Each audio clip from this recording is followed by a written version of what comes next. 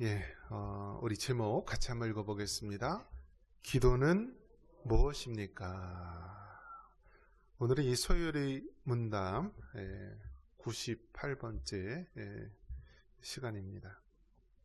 소요리 문답은 총 107가지가 있습니다.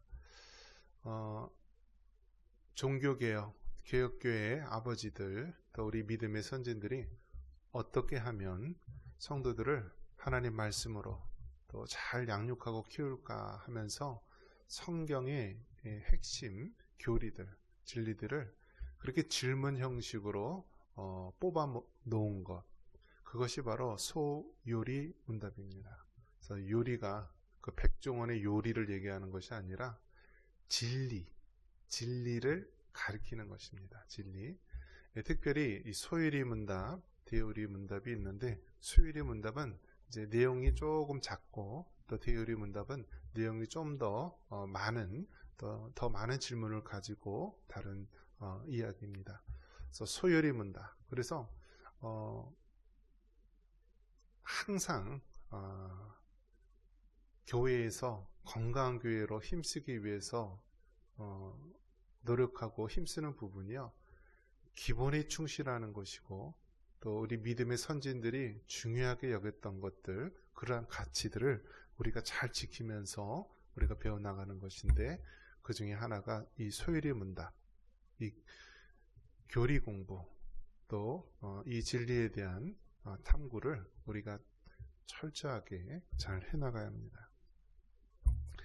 은혜의 수단, 하나님께서 우리에게 은혜를 주는 그 수단이 있습니다. 이 세 가지가 있습니다. 무엇이죠? 다시 질문하면 머릿속이 하얘지시네.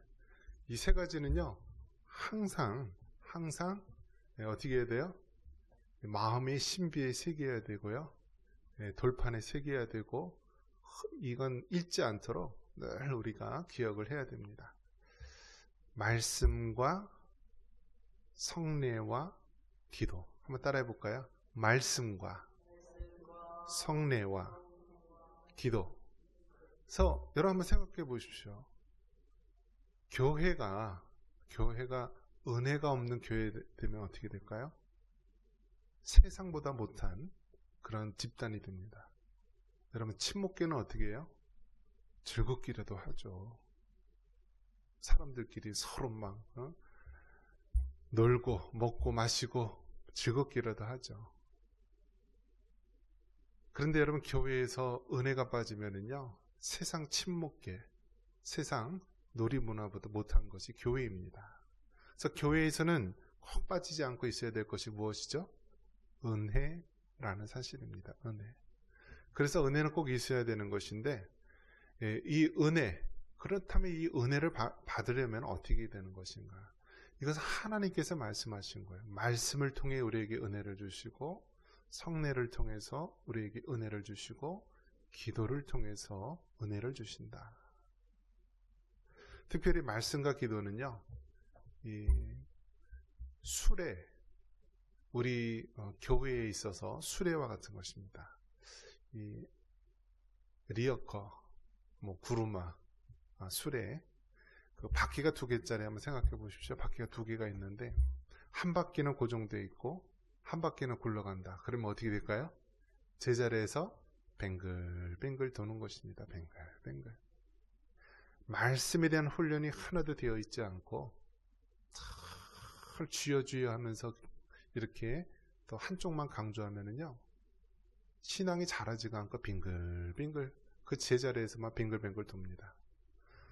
또 반면에 정말 그 하나님 말씀에 대한 그러한 교육은 잘 되어 있지만은 그 영적인 또 기도의 생활에 있어서 진보가 없다면 신앙생활이 자라지 않고 뱅글뱅글 제자리에서 빙글빙글 도는 거예요. 그래서 신앙이 정말 앞으로 전진하고 나아가기 위해서는 어떻게 해야 되죠?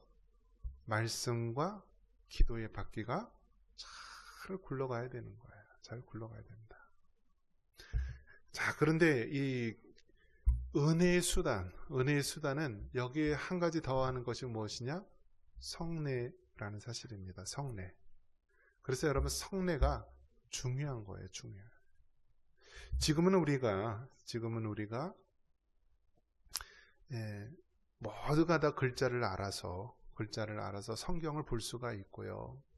또 얼마나 많은 것들이 이제 드러나 있습니까? 그래서 쉽게 우리가 많은 것들을 누릴 수 있지만은요. 과거에는 그러지 못했어요. 과거에는. 그래서 성례라는 것이 굉장히 교회에서 중요한 의식이었다라는 사실입니다. 그래서 우리 개혁교회에서는 두 가지만 우리가 성례, 거룩한 예식으로 보는데 무엇과 무엇이라 그랬죠? 세례와 성찬. 세례는 무엇이죠? 세상 밖에 있는 사람이 이제 교회의 일원으로 들어오는데 하나님 앞에 물로써 성령으로서 세례를 받고 하나님의 자녀가 되는, 공적으로 또 시인하며 고백하는 그런 은혜의 예식이 세례. 우리 또 장로교회에서는 세례 받기 전에 학습이라는 것을 둬서 좀 더 말씀으로 훈련시키는 단계가 추가됐고요. 그 다음에 기도는 성찬은 무엇입니까? 성찬은 교인들, 성도들이 서로 간에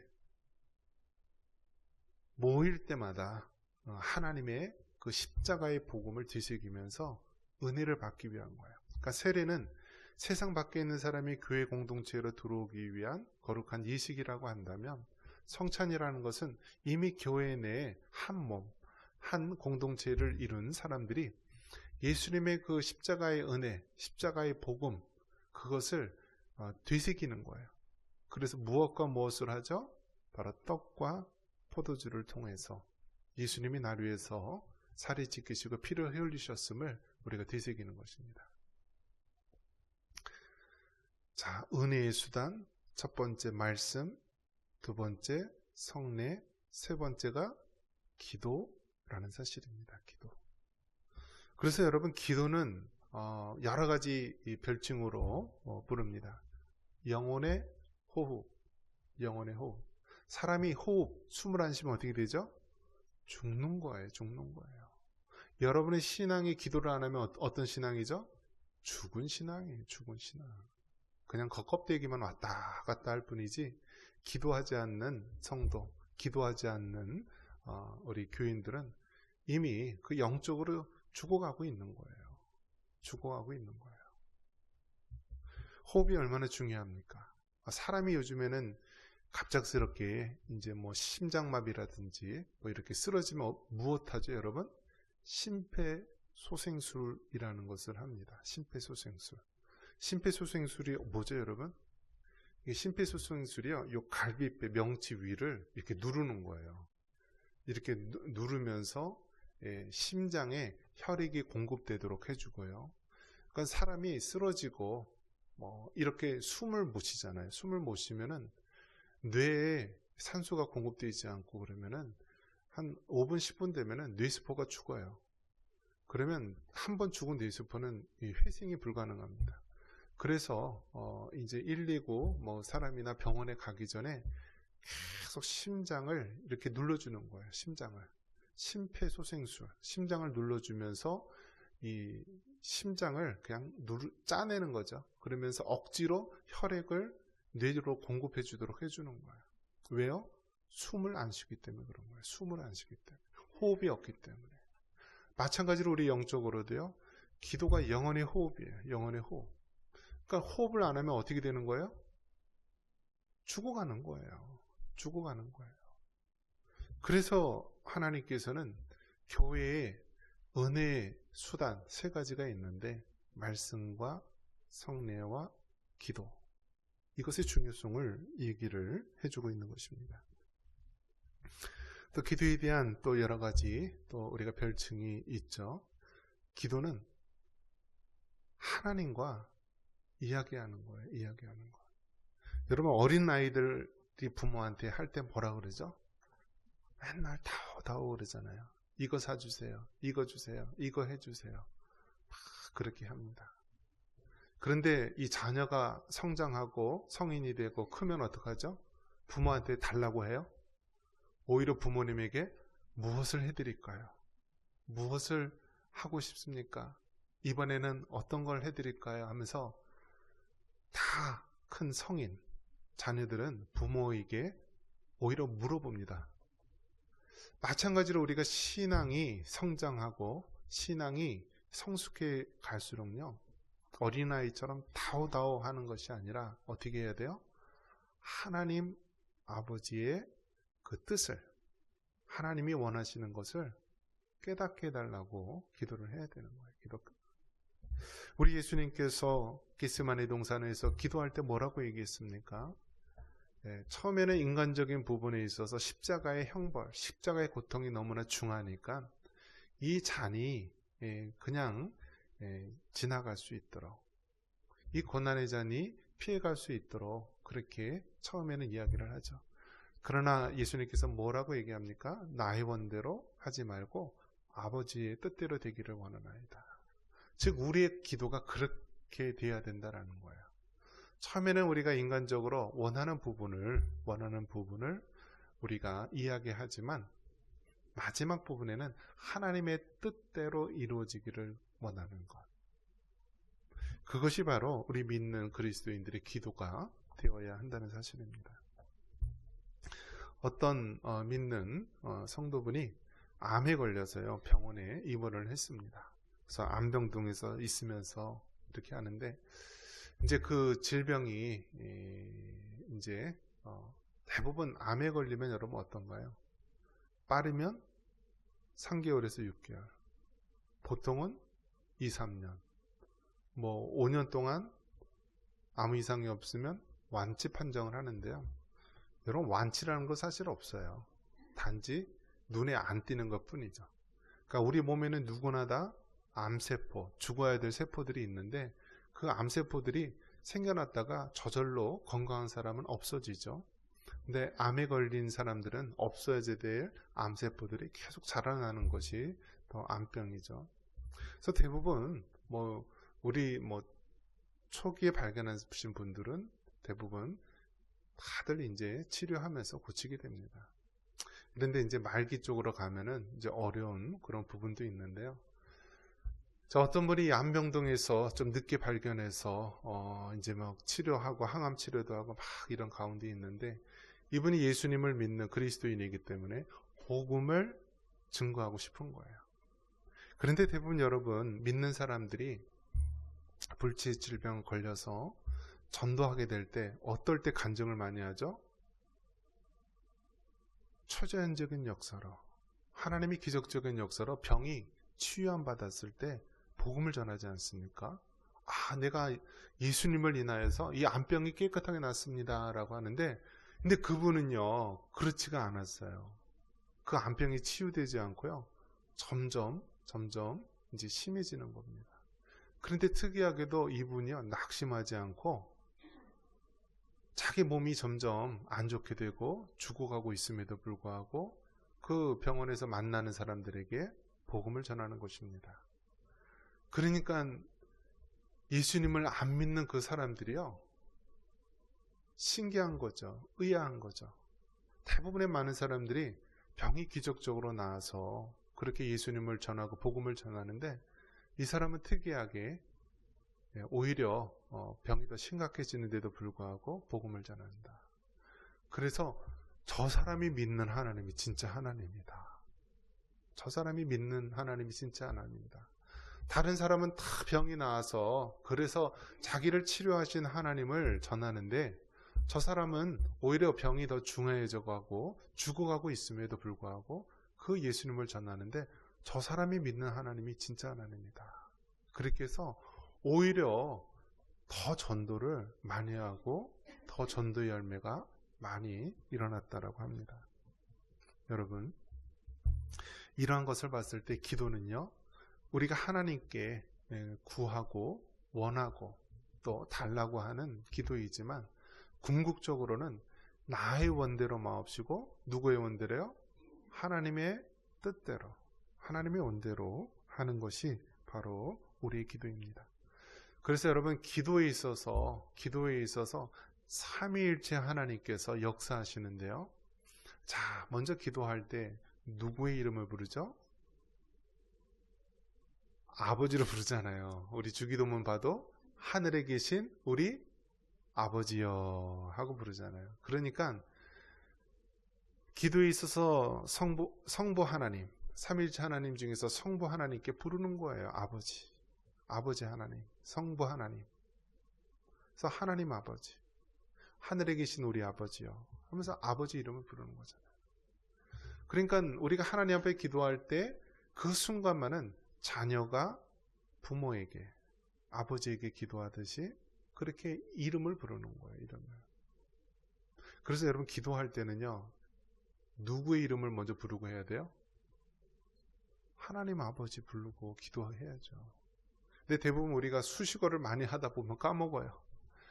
태초에 천지를 창조하시고 뭐 생사화복의 주관자가 되시고 막 이렇게 하다면서 하는데 그건 수식어일 뿐이에요. 처음에 누구 이름을 불러야 돼요? 결국은 하나님 아버지. 결국은 하나님 아버지 하면서 하나님 아버지 이름을 부르면서 시작을 하는 거예요. 자, 그래서 삼위일체 하나님 중에서 성부 하나님 역사하시고 그 기도의 내용에 있어서 누가 역사하시나요? 성령 하나님께서 역사하시는 거예요. 성령 하나님께서.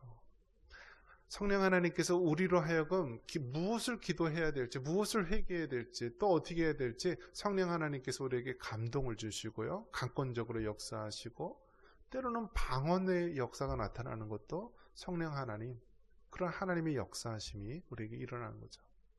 그래서 삼위일체 하나님 중에서 성령 하나님께서 기도를 우리에게 이끄시고 주장하시고 하시고요. 그럼 마지막 끝은 누구 이름으로 마쳐야 되죠?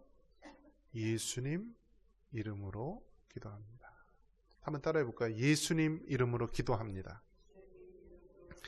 제가 수차례 얘기를 해도요, 잘 안 돼요. 예. 기도할 때 누구 이름으로 마쳐야 된다고요? 이거 까먹으면 기도가 마무리가 안 되는 거예요, 마무리. 자, 그러면 예수님 이름으로 기도합니다. 예수 그리스도 이름으로 기도합니다. 다 같은 거예요. 같은 거예요. 근데 예수님의 이름이 뭐예요? 그리스도도 이름이에요. 그리스도는 메시아라는 뜻이고 기름 부음을 받은 자라는 뜻이에요. 그러니까 예수님 당시에는 예수란 이름, 그러니까 홍길동이라는 이름이 많은 거예요. 그러니까 홍길동 하면은 잘 모르니까 연천에 사는 홍길동, 청산에 있는 홍길동 이런 것 뜻이요. 우리의 구원자 예수님 그런 뜻으로 예수 그리스도라는 거예요. 그렇기 때문에 누구 이름으로 기도하냐? 예수님 이름으로 기도한다. 그래서 예수님 이름으로 기도합니다. 혹은 예수 그리스도 이름으로 기도합니다. 다 가능한 거예요. 자, 그런데 기도할 때 우리가 현재형으로 끝나는 게 좋은 거예요. 그냥 과거형보다는 현재형이 좋은 거예요. 그러니까 예를 들어 예수님 이름으로 기도하였습니다 라는 과거보다는 어떻게 기도하라고요? 예수님 이름으로 기도합니다. 이렇게 현재형으로 끝나는 게 바람직한 거예요. 그러니까 이것이 기본이에요, 기본. 근데 우리가 이 기본을 잊고서 우리가 기도할 때가 많이 있는데, 기도에 있어서 삼위일체 하나님, 성부, 성자, 성령 하나님의 그 조화롭게 역사하시는 부분, 성부 하나님의 이름을 부르면서 성령 하나님의 기도의 그 내용과 인도, 또 마지막에는 예수 그리스도의 이름으로 기도하는 것을 우리가 잘 지키면서 살아가야 됩니다. 그래서 오늘 본문에서도 너희가 내 이름으로 아무것도 구하지 아니하였으나 구하라. 그래야면 받으리라. 너희 기쁨이 충만하리라고 말합니다. 그래서 여러분, 하나님께서 우리에게 이토록 좋은 길을 열어주셨는데 우리가 기도하지 않는다면 그것은 가장 큰 손해입니다. 가장 큰 손해예요. 그래서 여러분 항상 하나님께 기도하시고 예수님께 기도하시고 늘 하나님 앞에 물어보고 응답받고 나아갈 수 있기를 바랍니다.